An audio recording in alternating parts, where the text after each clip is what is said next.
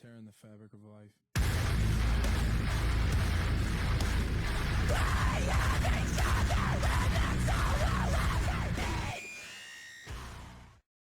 Hola a todos amigos de YouTube. Hoy estamos aquí en un nuevo vídeo. En esta ocasión vamos a repasar lo que fue Backlash St. Louis 2025. Un evento que creo que estuvo a la altura de lo que se esperaba de él. Incluso creo que llegó a superar las expectativas con determinados encuentros. No creo que fuese un evento mediocre para nada, tampoco fue un evento excelente, las cosas como son, pero creo que sí fue un pague por ver sólido que dejó buenos encuentros, una buena acción en el ring y da pie a nuevas storylines que se pueden continuar desarrollando a lo largo de las siguientes semanas. Para comenzar con el espectáculo teníamos esa batalla fatal de 4 por el campeonato de los Estados Unidos, Jacob Fatu que ponía en juego el título de la media cartelera ante Drew McIntyre, Damian Priest y LA Knight. Creo que fue una buena batalla fatal de 4, lo que se esperaba de ella, acción constante, varios spots interesantes, Jacob Fatu siendo absolutamente la estrella del choque, recibiendo ovaciones increíbles por parte de los presentes en la arena. Creo que tuvo una gran actuación, como digo, para mí fue el que mejor desempeño tuvo en toda la lucha. McIntyre y Damian Priest, que también se encargaron de esa parte más física, continuando esa rivalidad que arrastraban desde WrestleMania, dejaron un spot final en el que parece que Drew McIntyre se hizo daño legítimamente en la cabeza. La verdad que el spot fue brutal, muy peligroso, y el escocés que se lastimó legítimamente la cabeza, esperemos que esté bien. Por otro lado, creo que el puertorriqueño y el escocés van a continuar con esta rivalidad. Creo que habrá una última lucha definitiva entre ambos, la cual en mi opinión debería ganar Drew McIntyre para continuar con el impulso, ya que si la gana Damian Priest puede que haya otra entrega más y creo que ya se empezaría a hacer repetitivo. Y seguramente lo más destacable del encuentro llegaría en los momentos finales, cuando Solo Sikoa evitó ese salto de LA Knight hacia Jacob Fatu en la mesa de comentaristas, y no solo eso, sino que también apareció Jeff Cobb haciendo su debut en la WWE, uniéndose a ese linaje samoano, en este caso a Sikoa y a Jacob Fatu, permitiendo que el hombre lobo samoano consiguiese la victoria y retener el campeonato estadounidense. Sin embargo, como vimos, Jacob Fatu parecía extrañado por lo que acababa de suceder. No sé si Solo Sikoa no había tenido en cuenta la opinión de Jacob Fatu para traer a Jeff Cobb y que se uniera a este trío samoano. Creo que todo terminará desembocando tarde o temprano en un feudo entre Jacob Fatu y Solo Sikoa, y veremos qué sucede con Jeff Cobb. Pero la verdad es que estoy satisfecho con la victoria de Fatu. Creo que debía retener el título de los Estados Unidos, si no habría tenido un reinado extremadamente corto, y creo que le quieren impulsar incluso a la escena del evento principal. Y para ello tiene que tener un reinado longevo y bastante exitoso como campeón de los Estados Unidos. Continuando con la cartelera, teníamos esa lucha por el campeonato intercontinental femenino, Becky Lynch que se enfrentaba ante Lyra Valkyria, y he de decir que es una de las luchas que más me sorprendió de la noche. Creo que fue un encuentro totalmente excelente, tuvieron una gran química las dos irlandesas. Lyra Valkyria tuvo una actuación estelar, para mí es la gran estrella no solo del combate sino de la noche. Dejaron secuencias impresionantes, falsos finales constantes. Hubo un momento en los últimos minutos que realmente parecía que en cualquier momento llegaría la cuenta de 3 o una llave de sumisión definitiva. Sin embargo no fue así, luego siguieron construyendo hasta llegar a ese final en el que Lyra Valkyria conseguía la victoria con un paquetito sobre The Men. Una victoria muy meritoria de Lyra Valkyria, que gana a una de las mejores mujeres que han existido en la historia de WWE y del negocio. Sin embargo, Becky, totalmente frustrada por esa derrota, aplicaría esa desarmadora, esa palanca al brazo sobre Lyra Valkyria durante varios segundos, y seguramente esto desemboque en una nueva revancha, que sinceramente espero que vuelva a ganar Lyra Valkyria, aunque creo que esta vez será Becky Lynch, en caso de que se dé esa revancha, la que salga victoriosa y se convierta en la nueva campeona intercontinental femenina.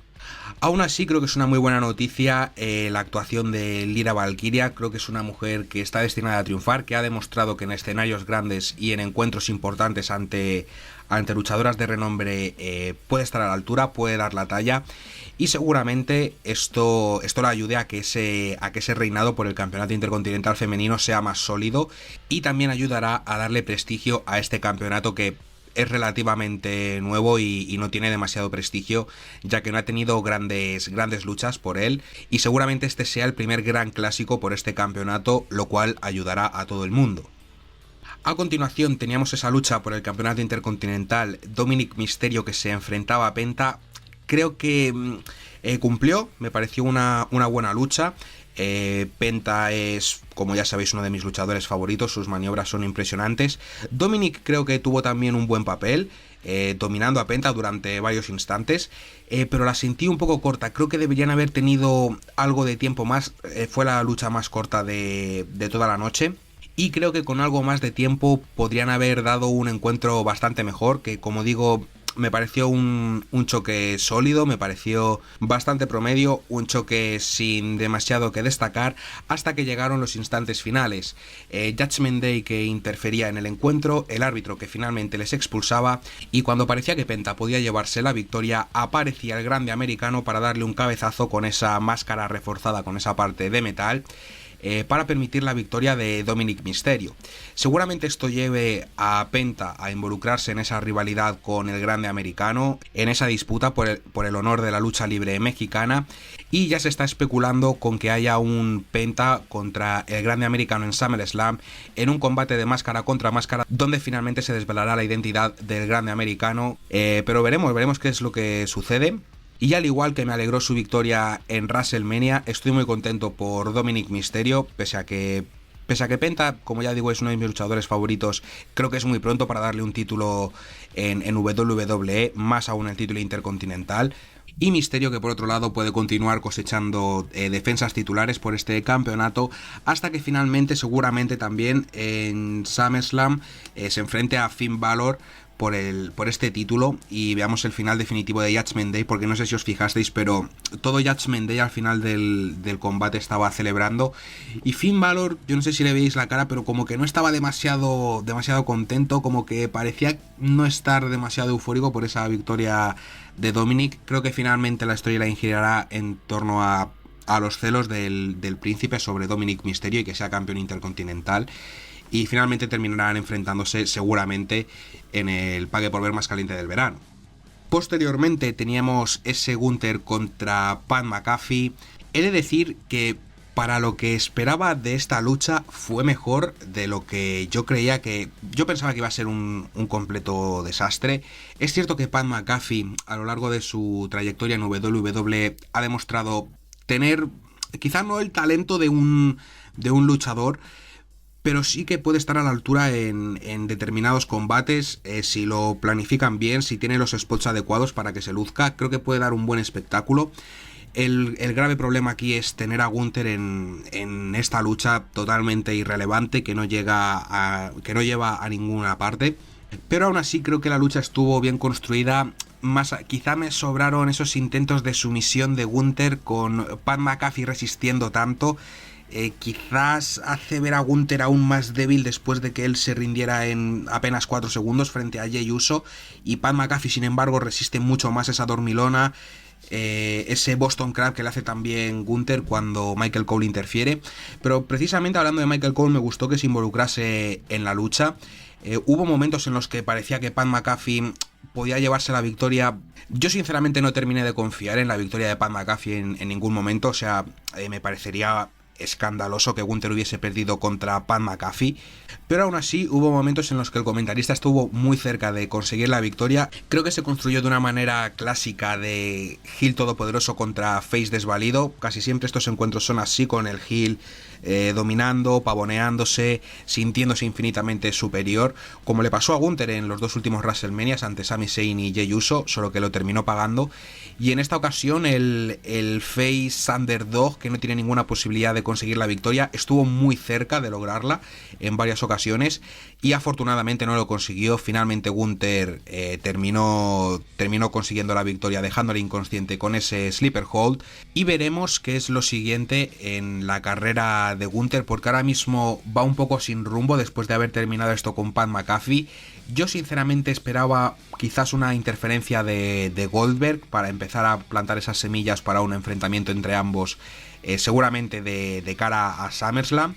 Es algo que todavía no descarto, puede continuar pasando, pero creo que la mejor manera era haberlo presentado ya en Backlash para que por lo menos esta lucha tuviese un aliciente más, ¿no? El retorno de Goldberg, el comenzar la rivalidad con Gunther, pero finalmente esto no sucedió y esperemos que en los siguientes pagues por ver Gunther tenga mejores rivales, por lo menos que puedan dar mejores encuentros. Por último llegamos al main event, John Cena contra Randy Orton, parte 940. He de decir que tenía muchas dudas con este encuentro por lo que comenté en el anterior vídeo. Son ya dos luchadores bastante veteranos, el encuentro duró casi media hora y tenía serias dudas con que siguiesen el ritmo, pero la verdad es que dejaron para mí un muy buen main event, un muy buen enfrentamiento, seguramente superior también al encuentro entre John Cena y Cody Rhodes en WrestleMania 41, al menos en mi opinión. Y sí es cierto que quizás los primeros 10 minutos, 15 minutos fueron algo lentos entre ambos, entre el Marine y el Asesino de Leyendas, pero creo que también hay que entenderlo que no son luchadores con 25 o 30 años que puedan estar a un ritmo frenético en todo momento, como por ejemplo fue el Dominic Penta, que sí que tuvo mucho más ritmo durante la mayor parte del encuentro. También he de decir que quizás me faltaron referencias a encuentros en el pasado, un ajuste de actitud de John Cena sobre Orton en la mesa de comentaristas que finalmente fue al revés, con botch incluido. Orton aplicó ese ajuste de actitud sobre Cena en la mesa de comentaristas, pero no se rompió la mesa. Creo que esto fue para compensarlo, pero Orton hizo un segundo ajuste de actitud contra una mesa mientras el árbitro estaba noqueado. Nos tenemos que empezar a acostumbrar a que haya árbitros noqueados durante las luchas de Cena, porque va a ser algo que va a pasar en todos sus encuentros titulares. El árbitro va a terminar noqueado y Cena va a terminar ganando de forma sucia. Creo que estaba cantado el resultado, creo que el último verdadero campeón va a tener un reinado largo. Aún así creo que Orton estuvo muy cerca de conseguir la victoria en varias ocasiones. El público, lógicamente, apoyando al hombre local, se volvió completamente loco. Multitud de RKOs, de ajustes de actitud, intercambiándose los finishers incluso, Cena intentando lanzar esa patada al cráneo característica de Orton. Creo que fue un choque muy nostálgico y sinceramente creo que dieron la mejor lucha de todo el espectáculo. Tuvo también una conclusión bastante extraña, todo se ha dicho, un segundo árbitro que era noqueado por accidente por Cena, que le golpeaba con el campeonato, varios trabajadores que ingresaban para preocuparse por el estado del segundo árbitro, el primero no parecía importarle a nadie, pero el segundo sí, y Orton que deja una serie de RKOs impresionantes, el primero a Nick Aldis, posteriormente a todo el resto de trabajadores, una increíble secuencia. La verdad es que parece que los años no pasan para la víbora, sigue siendo el mismo luchador de siempre, incluso quizá mejorado.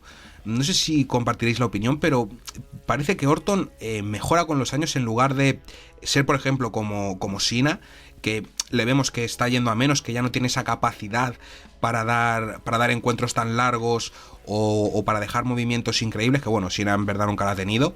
Pero Orton parece sinceramente que siga teniendo 35 años estando en 2015. Es una auténtica locura lo de Orton.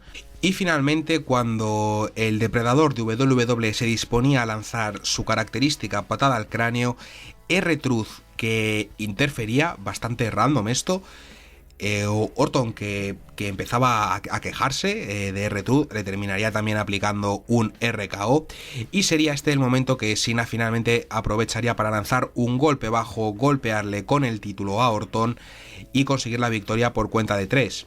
Una nueva defensa titular de Cena, bastante polémica, haciendo trampas, pero en un encuentro que me pareció mejor que el de Cody Rhodes, que el que tuvo con Cody Rhodes en la vitrina de los Inmortales. No creo que haya revancha entre las dos caras de la era PG.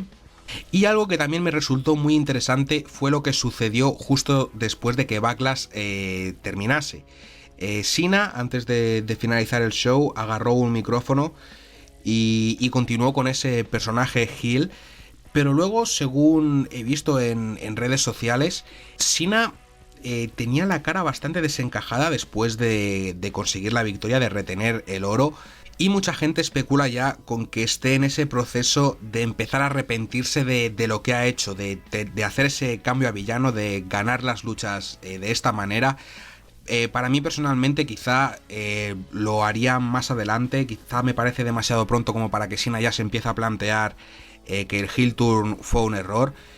Yo seguramente lo extendería un poco más, de momento que siga siendo este personaje heel que quiere secuestrar el campeonato de WWE, y ya más adelante llegará el arrepentimiento y el cambio a face para retirarse como lo que siempre ha sido, como un héroe absoluto. Pero me parece también un detalle importante para tener en cuenta de cara a futuras storylines, y veremos quién es el siguiente oponente del Marine en este 17º reinado como campeón mundial. Y nada amigos, pues esta es mi opinión sobre Backlash 2025. Como ya digo, creo que fue un evento que cumplió, que dejó cosas interesantes como ese debut de Jeff Cobb, esa lucha entre Lyra Valkyria y Becky Lynch, por supuesto el main event entre Cena y Orton, el comienzo de una nueva rivalidad con el grande americano y Penta, y por supuesto dejadme en comentarios qué os pareció a vosotros el evento, si os gustó, si no os gustó, si hubieseis hecho algún cambio de resultado o si hubierais agregado o quitado alguna lucha. Y nada, para terminar pues lo que os digo siempre, dejen su like si les gustó, en comentarios cualquier opinión que quieran dar o preguntas que quieran que responda en próximos vídeos, suscríbanse para más contenido y activen las notificaciones para no perderse ninguno de mis siguientes vídeos. Un saludo y hasta la próxima.